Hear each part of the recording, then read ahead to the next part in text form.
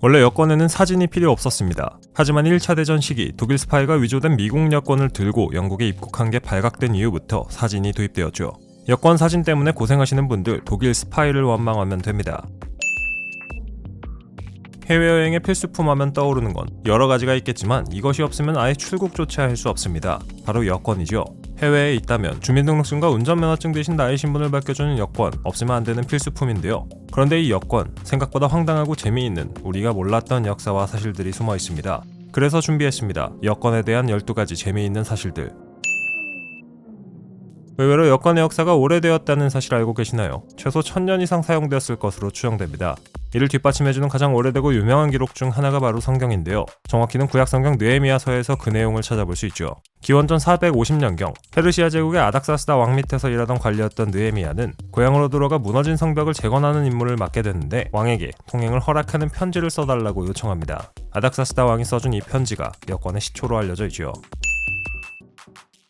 시간이 지나 중세 유럽에 들어서면서 나라들끼리 교류가 활발해지자 여행자의 신원을 증명할 문서가 더더욱 필요해졌습니다. 이때 등장한 게 바로 패스포트죠. 이 단어는 지나가다라는 뜻의 파세르와 항구나 성문을 의미하는 포르테가 합쳐진 말로 말 그대로 성문이나 항구를 통과하기 위한 허가증을 뜻했습니다. 오늘날 우리가 알고 있는 여권과 비슷한 형태의 문서를 제도적으로 발급하기 시작한 사람으로는 15세기 잉글랜드의 헨리 5세가 꼽힙니다. 그는 자국민이 해외에서 자신을 안전하게 증명할 수 있도록 국가 차원에서 신분증을 발급했는데 이것이 근대적 여권의 시작으로 여겼죠.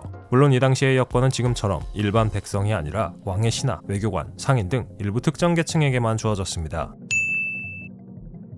오죽하면 여권에 도장 찍는 재미로 산다는 말까지 생겼을까요? 그만큼 여권의 스탬프는 우리에게 여행의 추억을 선사하는 작은 기념품입니다. 나라마다 스탬프 디자인이 다르고 각 국가의 개성이 담겨 있어서 모으는 재미도 쏠쏠하죠. 심지어 마추픽추나 이서섬처럼 특별한 장소에서는 입장 스탬프를 찍어주는 경우도 있는데요. 하지만 아무리 여행을 사랑한다고 해도 여러분이 북한 스탬프를 찍을 일은 없을 겁니다.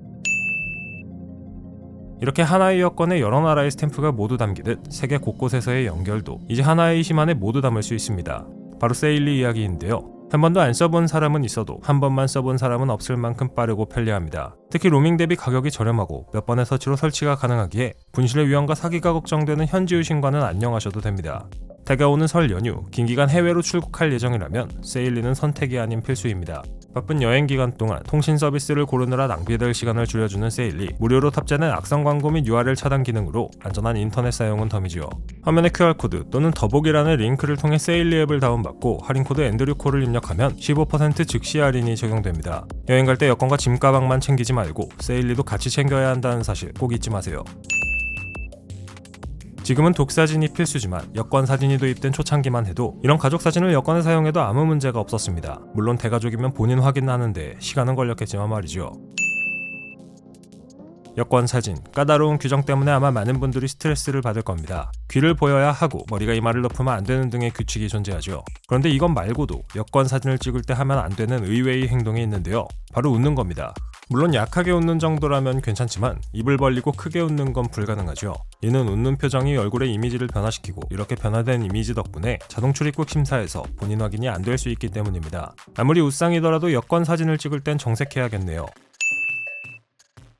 여권의 색깔은 보통 빨강이나 초록, 파랑, 검정 중 하나입니다. 여권 색깔만 보고도 그 나라가 어떤 성격의 나라인지 대략 알 수 있다면 믿겨지시나요? 물론 예외는 있지만 이슬람 국가들은 대부분 녹색 커버를 사용하며 사회주의 국가들은 빨간색, 파란색은 미주 국가와 남미, 한국 등의 국가에서 사용합니다. 또한 뉴질랜드는 특이하게 검은색 여권을 쓰는데 이는 뉴질랜드 럭비팀의 컬러를 그대로 따왔죠. 우리나라 여권은 재미가 없습니다. 이게 무슨 소리냐고요? 세상의 여러 국가들에서 발급하는 여권들은 우리나라 여권보다 더 재미있는 디테일이 숨어 있습니다. 예를 들면 노르웨이나 캐나다 여권의 자외선 조명을 비추면 오로라가 보입니다. 또한 핀란드 여권 오른쪽과 왼쪽 하단에는 물개 그림이 그려져 있는데 이걸 한 페이지씩 넘기면 마치 애니메이션처럼 움직이는 물개를 볼 수 있죠. 외국인 친구가 있다면 한번 확인해봐도 좋겠네요. 이 밖에도 세계의 다양한 나라들은 여권에 여러 디테일들을 숨겨놓는데 이는 이용하는 사람에게 즐거움을 주기 위함이기도 하지만 위조 방지를 위해서이기도 합니다. 어느 나라든지 외국을 나가는 모든 사람들에게는 여권이 필요합니다. 하지만 평생 외국을 제 집처럼 드나들면서도 여권이 없는 사람도 있는데요. 바로 영국의 왕 찰스 3세입니다. 이는 영국 여권이 그의 이름으로 발행되기 때문이죠. 영국 국민의 여행을 허가해주는 사람이 찰스 3세니 자신의 여행 허가를 스스로에게 요청할 수 없죠. 하지만 재미있게도 왕의 기밀 문서에는 여권이 사용된다는 점이 아이러니하네요. 동물들도 여권이 있다는 사실 알고 계시나요? 전 세계에 존재하는 여러 동물 중에서 개와 고양이, 말과 흰담비만 여권을 발급받을 수 있습니다. 안타깝게도 현재 국내에서는 오직 동물 중에서 말만 여권을 받을 수 있죠.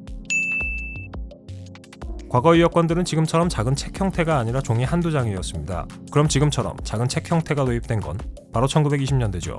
1차 대전 이후 유엔의 전신인 국제연맹의 주도로 지금과 같은 형태의 여권이 도입되었습니다. 물론 이 시기부터 앞에서 언급한 이유 때문에 사진도 필수가 되었죠. 이렇게 여권의 형태가 목적을 갖고 변화해간 것처럼 여행 필수품인 유심 혹은 로밍의 형태도 변화해왔는데요. 오늘 영상 제작을 도와주신 세일리처럼 사용하기 편리하고 안전한 이심 서비스가 생겨난 것처럼 말이죠. 듣다 보니 궁금해서 한번 사용해보고 싶다고요? 더보기란의 특별 혜택 링크를 통해 15% 즉시 할인을 적용할 수 있습니다.